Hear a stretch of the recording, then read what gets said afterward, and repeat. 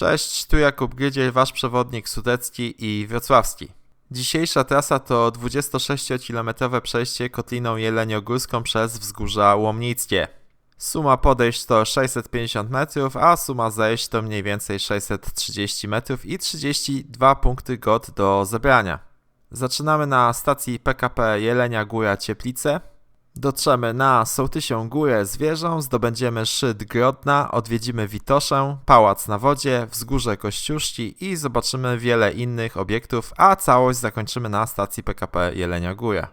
Jak zwykle jadę z Wrocławia linią 274 przez Wałbrzych do Jeleniej Góry w kierunku Gór Izerskich i Karkonoszy. Dziś jednak zostawimy wyższe pasma i przejdziemy się przez wzgórza Kotliny Jeleniogórskie, gdzie również nie brakuje ciekawych krajoznawczo obiektów. Startujemy na stacji Jelenia Góra Cieplice i szybko podążamy ulicą Jeleniogórską w stronę centrum, by zobaczyć kilka znanych miejsc. Zwróci waszą uwagę pomnik świętej Jadwidzi, znajdujący się przy dawnym, niefunkcjonującym już szpitalu w Cieplicach. Monument powstał około roku 1870. Figura przedstawia świętą Jadwigę Śląską, która od wieków uważana jest za patronkę chorych, ubogich i cierpiących. Za pomnikiem dotrzemy do sanatorium uzdrowiskowego Stoczniowiec, dawnego pałacu rodziny kupieckiej Rumisz. Pałac barokowy został zbudowany w 1730 roku. Inicjały rodziny Rumisz znajdują się w dekoracjach portalu oraz sklepieniach. Obiekt jest pałacem w stylu późnego baroku z elementami rokoko przykryty mansardowym dachem. W XIX wieku pałac trafił do rodziny Szawgoczów, która wykorzystywała go jako tzw. pałac wdowi oraz dom gościnny. Po II wojnie światowej obiekt niszczał, aż został przejęty przez zarząd uzdrowiska i ostatecznie w latach 70. trafił pod zarząd Stoczni Gdańskiej, przekształcając się w sanatorium. Następnie skręcamy na południe i przekraczamy rzekę. Kamienna jest jednym z głównych dopływów Bobru. Na swoim przebiegu rzeka była wykorzystywana historycznie do napędzania młynów, tartaków i zakładów rzemieślniczych. Po prawej stronie zobaczymy długi dom w stylu barokowo-klasycyzującym. Jest to jeden z najstarszych budynków świeckich i uzdrowiskowych w Cieplicach.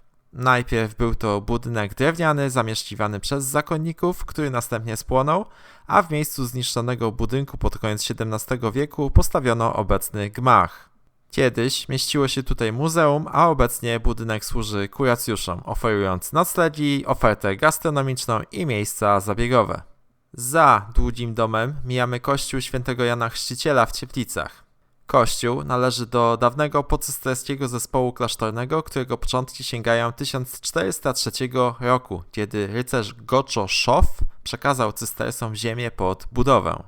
Obecny kościół wzniesiono w latach 1712-1714 według projektu Kaspra Jęcza, po tym jak poprzednia świątynia spłonęła w 1711 roku. Po jednej ze stron dziedzińca stoi wolno stojąca barokowa dzwonnica z 1710 roku, przez którą prowadzi tunelowe wejście. Idąc w stronę Placu Piastowskiego, w pobliżu znajduje się pomnik pamiątkowy. Upamiętnia dawne historyczne nazwy Cieplic-Zdroju, m.in. Warbrunn oraz inne określenia używane w dokumentach i na mapach. W centrum placu zobaczymy Pałac Szawgoczów, obecnie filię Politechniki Wrocławskiej. Pałac został wzniesiony w latach 1784-1788. Powstał w miejscu wcześniejszego renesansowego dworu, który spłonął w 1777 roku. Projekt pałacu opracował architekt Johann Georg Rudolf. Pałac ma monumentalną 21-osiową fasadę z dwoma ryzalitami ozdobionymi herbami rodu Szawgoczów. W 1975 roku w pałacu ulokowano filię Politechniki Wrocławskiej, co uchroniło obiekt przed dalszą degradacją. Jest to jeden z najważniejszych pałaców Dolnego Śląska i kluczowy element kotliny pałaców i ogrodów. Za pałacem znajduje się Park Zdrojowy w Cieplicach. Park założono w 1713 roku na miejscu dawnego ogrodu warzywnego cystersów, a pierwszą część francuską ukształtowano około roku 1748. W 1819 roku rozpoczęto przebudowę w parku w stylu angielskim. Park został podzielony na część zamkową, zastrzeżoną tylko dla Szawgoczów oraz część publiczną, zdrojową. Znajdują się tu liczne zabytki, m.in. galeria, dawny pawilon zdrojowy, teatr zdrojowy, muszla koncertowa, pomnik Maryi Święci Sobieskiej oraz aleje z fontannami. Park jest jednym z największych i najpiękniejszych parków uzdrowiskowych w Polsce, mając 78 gatunków drzew i krzewów, w tym wiele egzotycznych. Po wschodniej stronie parku przy wyjściu zobaczymy kaplicę Świętej Rodziny. Kaplica została zbudowana w pierwszym dziesięcioleciu XX wieku według projektu architekta Karla Grossera. Została wykonana z kamiennych bloków w stylu neogotyckim i neorenesansowym. Wewnątrz znajduje się rzeźbiarska grupa przedstawiająca Świętą Rodzinę. Kaplica pełniła funkcję miejsca modlitwy dla kuracjuszy przebywających w Cieplicach w okresie rozkwitu uzdrowiska. Po wyjściu kierujemy się w rejon osiedli mieszkalnych Cieplic. Przekraczamy rzekę Wrzosówkę, dopływ Bobru spływający z Czarnego Kotła Jagniątkowskiego. I podążamy ulicą Wolności w stronę pierwszego punktu na trasie naszej wycieczki przez Wzgórza Łomnickie. Będąc na osiedlu mieszkalnym Widok, miniecie kilka sklepów, gdzie można uzupełnić wodę i prowiant. Wchodzimy na czerwoną ścieżkę spacerową, którą wejdziemy na Sołtysią Górę. Po nieco stromym podejściu pełnym jesiennych liści docieramy na szczyt. I cyk, następna, tym razem taka z pomponem. Chyba zacznę handlować tymi waszymi czapkami. Sołtysia Góra to niewielki szczyt o wysokości 440 metrów z odnowioną wieżą widokową. Z wieży rozpościera się przepiękny widok na całą Kotlinę Jeleniogórską, Karkonosze, Góry Izerskie oraz wzgórza będące przedłużeniem grzbietu Kamienickiego biegnącego wzdłuż północno-zachodniej granicy Kotliny. Z Sołtysiej Góry ruszamy dalej i schodzimy do ulicy Izerskiej, poza szlaciem, by skrócić nieco drogę. Stąd skręcamy mocno na południe i docieramy w pobliże cmentarza w południowo-wschodniej części Cieplic przy ulicy Krośnieńskiej. Za cmentarzem znajduje się tu dawne wyrobisko granitu porfirowego, punkt widokowy oraz niewielkie oczko wodne nazywane Morskim Okiem. Ściany robią spektakularne wrażenie, pamiętajcie, że jest to miejsce niebezpieczne. Ruszamy na południe, przed nami 4 km marszu w kierunku szczytu Grodna. Obchodzimy ogrodzenie pustego cmentarza, który czeka cierpliwie na nowych rezydentów i po minięciu niewielkiego wzniesienia Chmielnik łączymy się z niebieskim szlakiem, który drogą lokalną, a następnie szutrową doprowadzi nas do niewielkiej miejscowości Marczyce. Po drodze miniecie budynek Przedsiębiorstwa Wodociągów i Kanalizacji Wodnik Espresso. Marczyce to wieś łańcuchowa położona nad zbiornikiem Sosnówka, który pełni zbiornika wody pitnej dla Jeleniej Góry.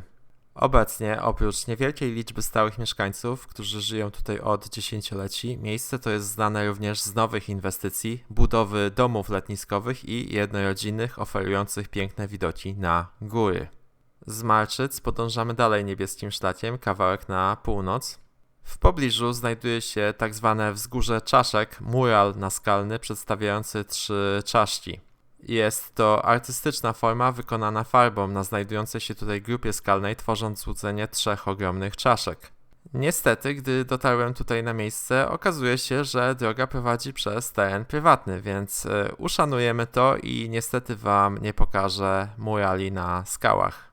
Następnie skręcamy w kierunku południowym, idąc niebieskim szlakiem przez kilka kilometrów.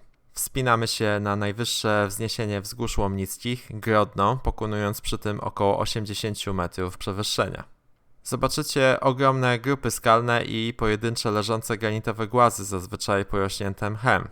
Pod stopami zobaczymy również granity o zmiennej ziarnistości. Na szczycie Grodnej znajduje się zamek księcia Henryka wzniesiony w 1806 roku przez Heinricha 62 von Reuss jako neogotycki pałacyk myśliwski. Obiekt był w pełni zadaszony, miał wykończone wnętrza, sztukaterię, kominek oraz duże okna widokowe skierowane na śnieżne kotły i Śnieżkę. Zamek pełnił funkcję rezydencji letniskowej, wpisując się w XIX-wieczną modę pruskiej arystokracji na budowę reprezentacyjnych obiektów w Kotlinie Jeleniogórskiej. Po II wojnie światowej popadł w ruinę, lecz obecnie został odrestaurowany i mieści niewielkie muzeum dostępne za opłatą. Obiekt jest w rękach prywatnych, a Fundacja Zamek Księcia Henryka organizuje wydarzenia oraz przeznacza dochód z biletów na dalsze prace renowacyjne. Z okolic zamku rozciąga się imponująca panorama na Karkonosze, Kotlinę Jeleniogórską i zbiornik Sosnówka. Z zamku księcia Henryka ruszamy żółtym szlakiem. Po kilometrze odbijamy w kierunku wschodnim do Staniszowa. I wkrótce docieramy do Pałacu Staniszów, który obecnie pełni funkcję obiektu hotelowego. Pałac Staniszów powstał jako renesansowy dwór w drugiej połowie XVI wieku. Obiekt ulegał wielokrotnym zmianom bryły i stylu architektonicznego. My dzisiaj zmieniamy modele telefonów, a oni zmieniali wygląd pałaców. Największa przebudowa nastąpiła po 1787 roku z inicjatywy księcia von Reuss, nadając obiektowi późnobarokowy charakter. Pałac otacza park w stylu angielskim, założony około 1790 roku przez Reussów i udostępniony niegdyś publiczności. Kompleks zamyka powozownia z ciekawą architekturą, z zegarem i niewielką wieżą. Budynek powozowni jest unikalny ze względu na przeznaczenie, więc również jego forma, bryła i architektura są nietypowe. Staniszów słynął z produkcji likieru Acht Stonsdorfer Bitter, którego produkcja jest kontynuowana współcześnie w Niemczech. Dzięki tym atrakcjom i obecności arystokracji cała miejscowość należała w XIX wieku do najchętniej odwiedzanych punktów Kotliny Jeleniogórskiej przez mieszkańców i kuracjuszy z Cieplic. Spod pałacu w Staniszowie Górnym idziemy drogą lokalną kolejny kilometr na północ. Idąc asfaltem trawersujemy niewielkie wzniesienie Czop. Staniszów zyskał w XIX wieku opinię romantycznej wsi ze skałkami, ruinami i zachwycał widokami z pobliskich wzgórz. Docieramy do barokowego dworu w Staniszowie, gdzie mieściła się niegdyś gospoda z browarem. Dwór, jak możecie zobaczyć, pamiętał niegdyś lepsze czasy. Wciąż jednak można tutaj dostrzec resztki oryginalnego malowania i fragment napisów po niemiecku. Za dworem, nieco na zachód, znajduje się kościół Przemienienia Pańskiego. Istnieją poszlaki, że chrześcijańska świątynia powstała w tym miejscu już w 1023 roku. Pierwszy obiekt został wybudowany w stylu gotyckim. Obecny kościół wzniesiono w wieku XV. Wygląd kościoła, tak jak praktycznie wszystkich budowli, które przetrwały do naszych czasów, ulegał wielu zmianom. Można dostrzec tutaj zarówno fragmenty oryginalnej świątyni gotyckiej, jak i późniejszych stylów i barokowy hełm wieży. Kościół początkowo był katolicki, jednak w latach 1845-1945 zgodnie z życzeniem Reussów służył katolikom i protestantom. W pobliżu dworu zaczynamy podejście żółtym szlakiem krętą, skalną drogą pod górę. Ścieżka ze schodkami prowadzi przez granit i ogromne bloki skalne. Tworzą się tutaj jaskinie rumoszowe, do których możecie wejść. Geologicznie wzgórza łomnickie, podobnie jak cała Kotlina Jeleniogórska, zbudowane są z granitu. Wytrzymały granit należy do plutonu karkonoskiego, wchodzącego w skład jednostki geologicznej zwanej strukturą karkonosko-izerską. Pluton ten powstał w kilku etapach podczas orogenezy warsyjskiej. Źródła radiometryczne podają wiek 325 do 330 milionów lat dla porfirowych granitów i 310 milionów lat dla równoziarnistych. W tym czasie ruchy kontynentów w rejonie dzisiejszych Karkonoszy powodowały tarcie i uwalnianie ogromnych ilości energii pod powierzchnią Ziemi. W takich warunkach powstawały głęboko rozległe obszary magmowe, które przez dziesiątki milionów lat stygły i krystalizowały. Oglądając je dzisiaj, mamy wyjątkową okazję zobaczyć, jak wyglądała Ziemia kilka kilometrów pod powierzchnią. W wielkim uproszczeniu mapa geologiczna Sudetów jest niczym przekrój przez wnętrze Ziemi, a dokładniej przez górną część litosfery. Po kilkuset metrach i pokonaniu 60 metrów przewyższenia docieramy na szczyt Witoszy o wysokości 483 metrów. Witosza jest wzniesieniem w środkowej części wzgórz łomnickich i wchodzi w skład pasma zwanego masywem Witoszy. Na szczycie, oprócz punktu widokowego z panoramą Kotliny Jeleniogórskiej i okolicznych pasm, zachowały się fundamenty wieży Bismarcka, jednego z nielicznych tego typu obiektów w całych Sudetach i ich bezpośrednim przedpolu. Poza Witoszą wieże upamiętniające kanclerza, który zjednoczył Niemcy, wciąż istnieją w Sudetach. Jedną zobaczycie na Wielkiej Sowie w Górach Sowich, drugą na szczycie wieżycy w masywie Ślęży. Trzecia znajduje się na Polnej Górze w okolicach Ładziewnik, a połówka wieży i jej fundament są właśnie na Witoszy. Ze szczytu ruszamy na północ nieoznaczoną leśną ścieżką, by nie powtarzać drogi. I po krótkim spacerze przez las docieramy do Staniszowa Dolnego, gdzie znajduje się słynny pałac na wodzie, dawniej znany jako Schloss Niederstonsdorf. Przyciąga piękne otoczenie z fontanną, placem zabaw, ścieżkami spacerowymi i stawem z ptactwem wodnym. Pałac należy do Parku Kulturowego Kotliny Jeleniogórskiej, a potocznie ludzie nazywają cały obszar Doliną Pałaców i Ogrodów. Jak wspomniałem wcześniej, wynika to z faktu, że w przeszłości Kotlina Jeleniogórska, podobnie jak otaczające nas Sudety, była przez pruską arystokrację uważana za modny obszar romantyczny, w którym można było przeżyć to, co bohaterowie literackich powieści. Styl takich górskich krajobrazów, połączony z pałacykami, zamkami i ruinami, cieszył się dużą popularnością wśród rodziny królewskiej i możnych. Wznosili oni tutaj ogromne posiadłości i w ten sposób wydawali pieniądze wypracowane przez klasy niższe. Idąc dalej na północ, docieramy w pobliże sztucznych zalewów, dawnych wyrobisk jeziorka Balaton. Ścieżka w pobliżu drogi oferuje przepiękne widoki, które mogą się kojarzyć z alpejskimi pocztówkami. Tutaj wchodzimy na szlak czarny, wchodząc na grupę wzniesień zwanej kopkami. Najwyższym szczytem kopek jest skalista o wysokości 457 metrów. Idąc szlakiem zobaczycie mnóstwo wyrobisk granitu, które tworzą spektakularne ściany skalne. A za drzewami na dole ujrzycie również dawny osadnik z widocznym częściowym zakwitem. Jest to zbiornik wodny używany niegdyś w celach przemysłowych. W części północno-wschodniej kopek znajduje się Skill Park Jelenia Góra. Jest to park rowerowy oferujący najróżniejsze chopki, rampy i trasy wyczynowe dla rowerzystów. Rozciąga się stąd również przepiękna panorama. Podążając na zachód dotrzecie do niewielkiej grupy skalnej zwanej skałami Wilhelma. Granitowe skały tworzą łuk w kierunku północno-wschodnim, kończąc się sporą przepaścią. Jest to ciekawe miejsce, gdzie trzeba zachować dużą ostrożność zimą i po deszczu. Po przejściu wzdłuż skał wchodzimy na leśną ścieżkę, trawersując skalistą i idziemy jeszcze około 1,5 km w kierunku północnym.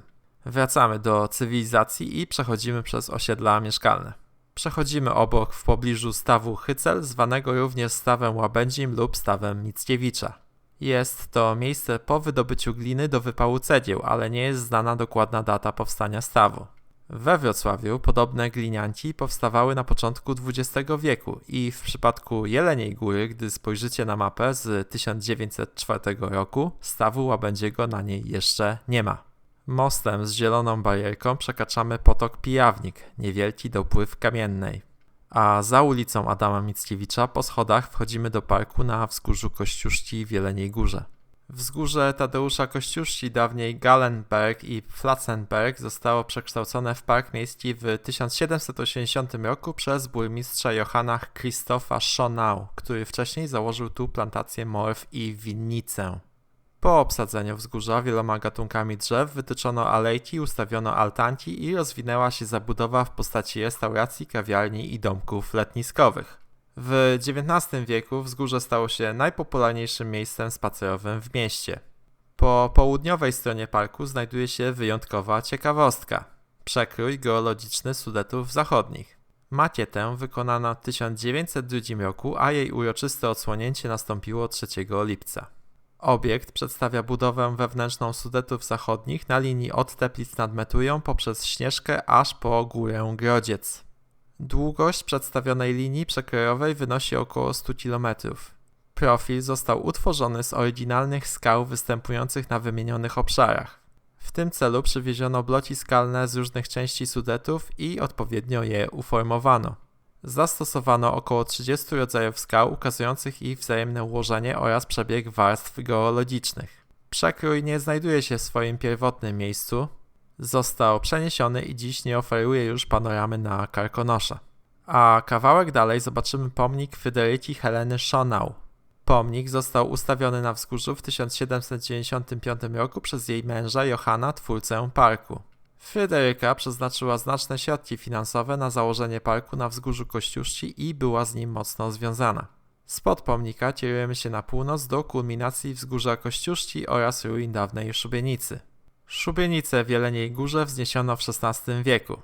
Była to kamienna konstrukcja w formie cylindrycznej przypominającej studnię. Znajdowały się tu 3 kamienne filary, do których mocowano drewniane belki egzekucyjne. Poniżej wyznaczone było miejsce wykonywania kar śmierci poprzez ścięcie mieczem lub łamanie kołem. W latach 1519-1738 udokumentowano wykonanie wyroków śmierci na 37 osobach za morderstwa i inne skrajne czyny. W czasie prac archeologicznych znaleziono tutaj mnóstwo fragmentów ludzkich kości. Kontynuujemy marsz żółtym szlakiem na północ, który w całości prowadzi od Jeleniej Góry do skał Słonecznik w Karkonoszach. Od 2017 roku szlak nosi imię przewodnika Tadeusza Stecia, który zapisał się w historii turystyki i Sudetów jako jeden z legendarnych działaczy PTTK. Odegrał ważną rolę w tworzeniu struktur przewodnictwa sudeckiego, organizując liczne kursy ratownicze i przewodnictwie oraz współtworząc koło przewodników górskich PTTK w Jeleniej Górze. Był autorem wielu przewodników, map i opracowań krajoznawczych, a także twórcą szlaku zamków piastowskich oraz jedną z kluczowych postaci sudeckiego ochotniczego pogotowia ratunkowego. Niestety pod koniec życia zmarł tragicznie we własnym mieszkaniu, a sprawców nigdy nie odnaleziono. Jego grób znajduje się w Jeleniej Górze Cieplicach. Następnie trawersujemy wzgórze partyzantów. Od północy zobaczycie tutaj mnóstwo granitowych głazów i grup skalnych. Uwagę zwraca niewielki granitowy ostaniec zwany na mapie Kamienistą. Przed nami jeszcze niewielkie wzniesienie góry parkowej, gdzie na granitowych skałach znajduje się ruina stanowiska przeciwlotniczego z czasów wojny. Schodzimy z parkowej i docieramy do stacji PKP. Okazuje się, że mam 7 minut do pociągu, więc opowiem Wam o dworcu w Jeleniej Górze innym razem. Drodzy Państwo, chciałbym Wam podziękować za uwagę, obejrzenie odcinka, zostawcie proszę łapkę w górę i odwiedźcie moją stronę, gdzie znajdziecie dużo artykułów o Sudetach. Dziękuję i do usłyszenia. Cześć!